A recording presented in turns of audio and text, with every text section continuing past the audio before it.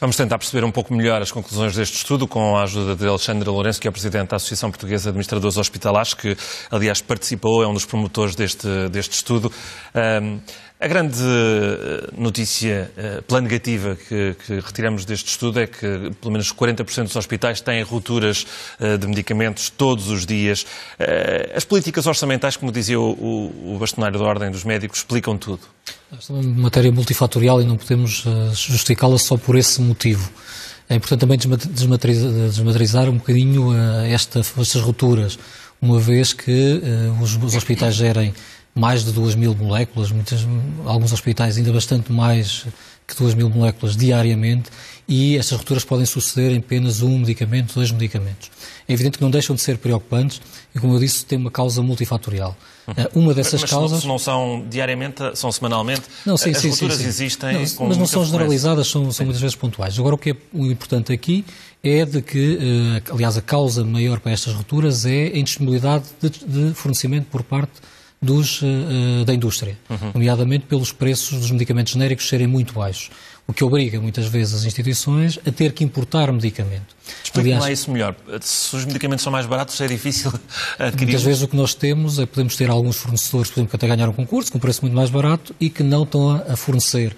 Ou, por exemplo, existe para algum tipo de medicamento, e já sucedeu, vários casos destes em que não existe interesse em fornecer ao mercado português e as empresas optam por outros mercados e que, no limite, levam a que Portugal vá importar medicamentos a outros países, e isso sucede. Ainda esta semana a Agência do Medicamento tomou medidas para o que é considerada uma exportação paralela ao medicamento, ou seja, os medicamentos são para o mercado português e as empresas vendem para outros mercados onde ganham mais dinheiro do que se vendessem aos hospitais portugueses. E aí, por exemplo, a Agência do Medicamento tomou medidas mais restritivas para autorizar essas exportações. Ou seja, há aqui causas multifatoriais. O que eu creio deste estudo, que me parece também muito importante, até que também vem também um pouco ligado a estas rupturas, é a falta também de recursos humanos dentro dos hospitais. Aliás, as notícias prévias a esta nossa conversa vêm dar nota disso, quer nas áreas médicas, mas especificamente na área do medicamento existem graves dificuldades na área dos serviços farmacêuticos, em que faltam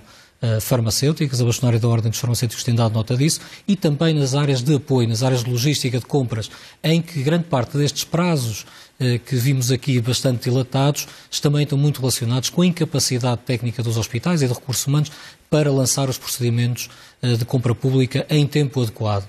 Por outro lado, mesmo os próprios procedimentos são demasiado burocráticos e aqui importa trabalhar em conjunto para reduzir esta burocracia. E este estudo dá-nos algumas indicações, algumas pistas para conseguir reduzir estes tempos. Estas rupturas, não sendo generalizadas como começou por explicar, podem pôr ou não em causa o tratamento de alguns doentes? Podem colocar sempre em causa. O que os hospitais fazem para minimizar isto é funcionar num modelo de empréstimos, ou seja, outra unidade de saúde, Serviço Nacional de Saúde, se tiver um medicamento disponível, empresta a outra unidade. Este é um funcionamento em rede e que é muito vulgar na atualidade. Agora, o que me parece aqui desejável é que claramente os hospitais também precisam melhorar os seus mecanismos de previsão de consumo de medicamentos. Houveram aqui algumas áreas que tivemos a discutir hoje de manhã que nos parecem chave para trabalhar internamente aos hospitais, nomeadamente... E essa previsão falha porquê? Muitas vezes por incapacidade, ou seja, os serviços estão de tal forma sobrecarregados no processo de aquisições que muitas vezes, ou mesmo no seu dia-a-dia, que não existe capacidade, quer técnica, quer humana, para realizar determinado tipo de procedimentos, nomeadamente de previsão de consumos para os próximos meses. Houve alguma crítica também neste estudo aos próprios serviços partilhados do Ministério da Saúde, também tem alguma responsabilidade da compra, e eu creio que aqui foram dadas pistas claras para saber como é que nós podemos trabalhar em conjunto para obviar estes problemas. Nesse caso funciona como uma empresa normal, tem que gerir estoques. Exatamente, com uma complexidade um pouco maior do que uma mera empresa, porque, como lhe disse, uma unidade hospitalar de média dimensão gera mais de 2.000 moléculas. Estamos a falar de mais de 2.000 produtos. E a verdade é que... e outras unidades bastante mais do que isso.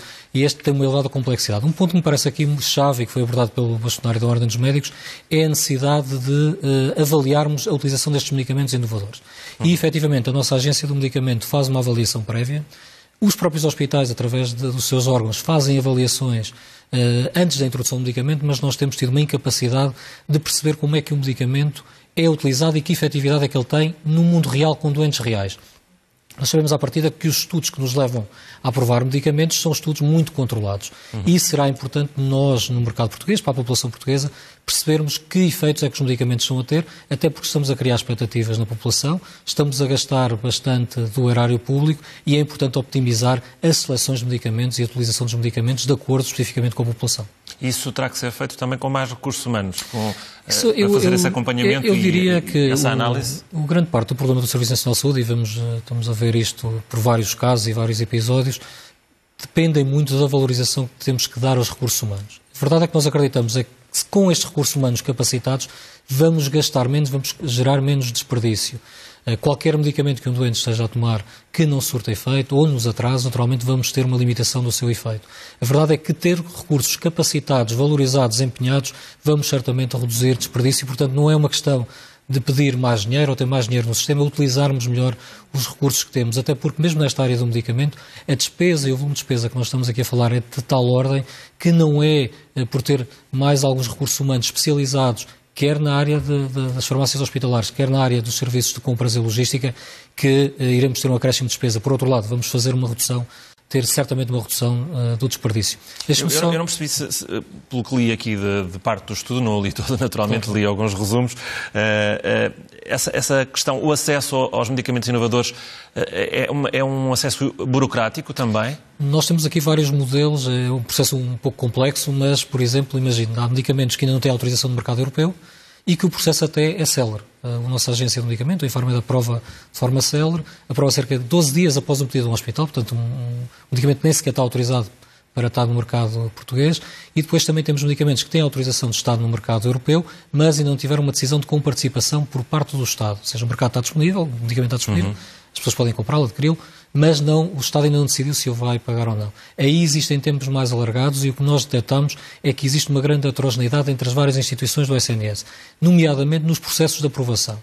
O que nós discutimos esta manhã é no sentido de encontrarmos formas de convergência das unidades para ter processos mais ágeis e chegarmos mesmo a propor a possibilidade de termos um tempo máximo de resposta garantida nesta área do medicamento, ou seja, à semelhança do que existe hoje para as consultas externas, para a área das cirurgias ou mesmo para alguns meios de diagnóstico, ter também tempos máximos de resposta na área do acesso ao medicamento para conseguirmos perceber quais é que são as instituições que estão melhor para copiarmos essas boas práticas e as disseminarmos pelo país.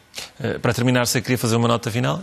Não, era um ponto essencial que me parece aqui de salientar, que é esta necessidade de investir no Serviço Nacional de Saúde, que investir no Serviço Nacional de Saúde não é necessariamente gastar mais dinheiro, o que é importante é valorizar as pessoas e acreditar nos serviços e nas pessoas que os compõem para conseguirmos prestar melhores cuidados. Alexandre Lourenço, obrigado por nos ajudar a perceber as conclusões deste estudo que dão então conta de rupturas no fornecimento de medicamentos nos hospitais.